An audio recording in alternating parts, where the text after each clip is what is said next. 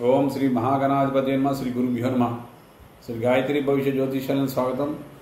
ఈ రోజు నాడు మనము కార్తీక పౌర్ణమి సందర్భంగా మేష, వృషభ మరియు మిథున రాశి వాళ్ళు ఏం చేసే వాళ్ళకి ఏం ఫలితాలు కలుగుతాయని మనం ఇప్పుడు వివరంగా తెలుసుకోబోతున్నాం.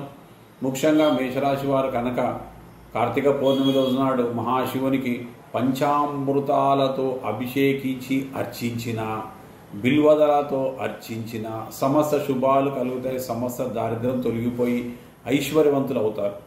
మరియు వృషభ రాశి వారు కనుక లలిత పారాయణం చేసినా కానీ లక్ష్మీ అష్టోత్తరం చేసి లక్ష్మీదేవికి బిల్వదళాలతో మారేడు కాయలతో కనుక అర్చించి కనుక మనకు సమస్త శుభాలు కలుగుతాయి, వారు కూడా సమస్త ఐశ్వర్యాలు కలుగుతాయి.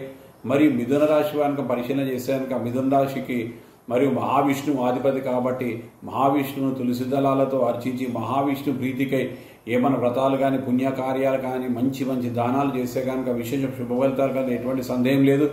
మరియు మీరు మా ఛానల్ని సబ్స్క్రైబ్ చేయండి, లైక్ చేయండి మరియు షేర్ చేయండి.